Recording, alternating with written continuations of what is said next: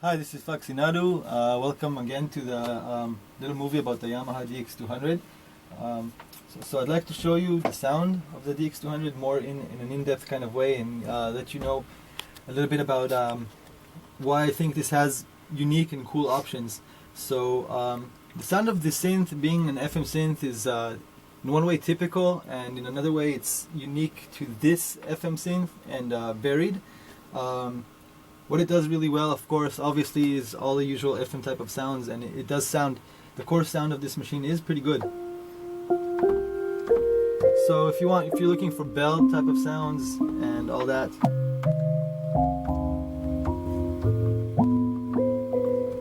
really recognizable Yamaha FM bell sound. So being a techno machine, so let's give it a loop. And it's playing this little bell loop now. It's taking the notes from here. I'll show you the sequencer more in depth in a bit. Just want to pause for the sound a little bit. So I'm going to be moving, you're hearing this bell loop, and I'm going to be moving the FM depth knob, the FM decay knob, the harmonic knob, and the envelope release knob and the filter knob.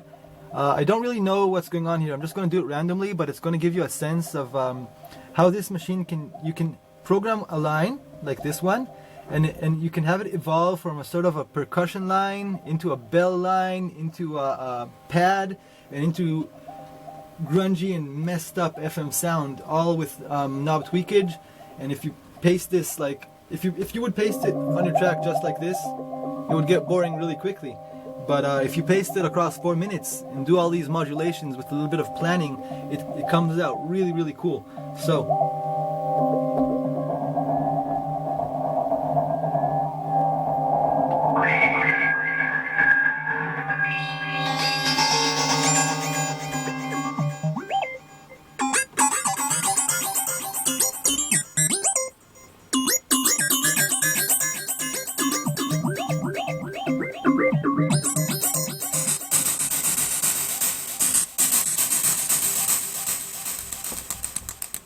okay, let's say we started from this, right? So you've got yourself a little. This is actually the same bells, right? We can get it really quickly back to the bells.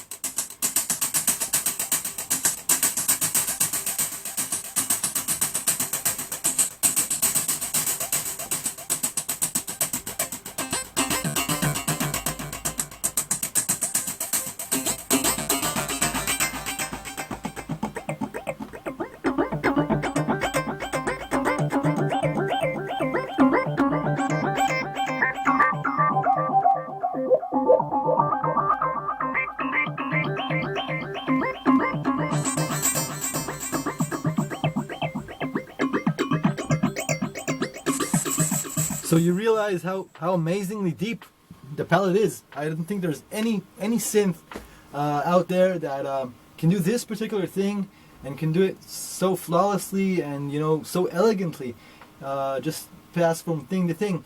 I was just playing with it randomly, but you can imagine if you have your track and you can actually do them all together and get a messed up thing, and it sometimes just comes out really cool. But if you do them one by one and record automations, let's say on the decay, on the release, on the FM depth, on the FM decay, on the cutoff, on the harmonic, put in a little bit of noise, and you're doing all these cool lines, and you get a really, really evolved, dynamic sound. It can be really beautiful.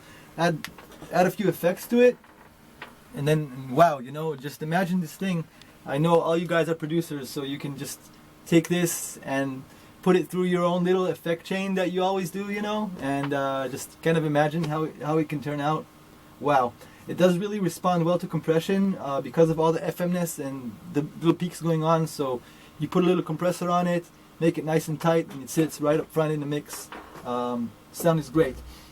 A little more in depth into the the way the sequencer works is, at first it could get a little confusing. I've had this synth since 2002 or 2003, so I've had it for many years. So over the years I've gotten now it's really simple for me, but in the beginning it was a little bit annoying. Basically, if you want to edit steps 1 through 8, you click here. If you want to edit steps 9 to 16, you click here. You click on the step itself. By default, it is set to what note it's on, and you change it right here. This is a little bit annoying because I told you this knob kind of wears out, so it could jump around before you get it to the exact note that you want it to be on. If you press shift and the step you want to be on, then it moves from pitch to gate time to velocity. So you can make the notes actually a little bit longer or shorter regardless of the amp decay, so you can have a little bit more variation in the dynamic of the playing, which is really cool. And then when you want to actually set the notes themselves, you go out of editing mode and you can press the notes on and off. This is kind of pretty straightforward enough. Same thing with the rhythm section. If you click on the step, it has less options if I'm not mistaken. Oh, okay, it does. Okay, no, it has more options. It has pitch, gate time, velocity, and instrument select, which basically right now, like all the sounds that if you play the keyboard, they're late. Then you can choose which one this particular will be, and you have like a set of bass drums, snare drums, hi-hats, and some percussion sounds. The percussion sounds, they're not that great, but what we do with them is we will send a loop of drums into an external synth. For example, we did it with the MS-20.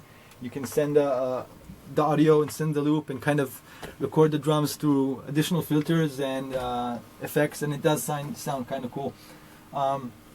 A little bit more on the well, before we get to, I want to play some more presets, but before we get to that, one more cool thing, and this is the same as the concept on the AN1X. The Yamaha DX200 does have a free envelope generator. I've showed it on my other AN1X video, and this is basically a place where you can draw envelopes and you can use various tools and shapes and freeforms and do crazy stuff to it. You can send it to almost any parameter, and you can of course sync it over time, and you can actually make it really long. You can make it 16 seconds long, so you can have an evolving 16-second pad, which over 16 seconds changes via the free envelope generator. You can program it by pressing record right here while the loop is playing and moving a knob and assigning it to an envelope generator, to one of the envelope generator tracks. You get 4 of these, but it's really awkward. Haven't used it much in this sense, even though it is possible, but with the editor it's much simpler, and it's great to use it for that purpose. Speaking of the editor and speaking of sounds, there are a lot of sounds to download from the internet. If I open my DX200 patches right here, and I haven't even looked that much around, so it's just like kind of like a basic idea. Look at it, tons of stuff. Some of these are single patches, but most of these are actual banks full with like 127 patches to each bank. So if we go around, I don't even know what this bank is, so bear with me if it's not like the best sound ever. Not sure at all. Let's go to the synth track. Oh, very nice actually.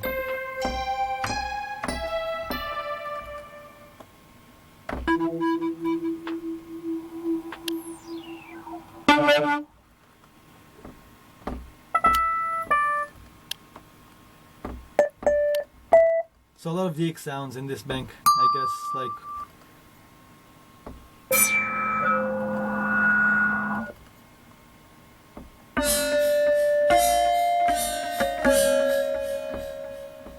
So, like I said, for us, it doesn't really matter the depth of the sound. All we want is like a nice core round, kind of even like a bell sound with the FM turned off. And like I showed you before, while you play the track, you tweak the knobs and you get that insane stuff going on. I think it's worth to mention that the filter is nice, but it's not like the cleanest thing ever made. There's no real zipper noise, but I don't know. It's okay. Like the sweeps are okay. It feels nice. It does play nice. What did I do? 1 second. Let's try another sound. Oh, did I turn off the synth? But you can kind of sometimes, you kind of hear a zipper noise, and you can kind of hear the steppiness of the filter. The resonance on, it can get kind of internally distorted. If you set it up right, this is actually could be a positive thing, because it does add some life to the synth, but it isn't. Overall, it's just not on the same quality as like on the AN1X, but it is still a nice filter. If you do want that screaming, resonating, you know, grungy sound, it does quite get to that quite nicely with high resonance, and you can turn on the distortion, and the synth can really scream if you wanted to. So this is the Yamaha DX200. We use it a ton in our tracks for many different things. I've also taken it live and used it as a MIDI controller. It works great in that regard. Fits in your backpack. Is really, really stable, and it's a great machine that has been over the years. Except this knob, it's held up really nicely. The thing with these is that I don't know if they're exactly rare, but it's not exactly common to find them either.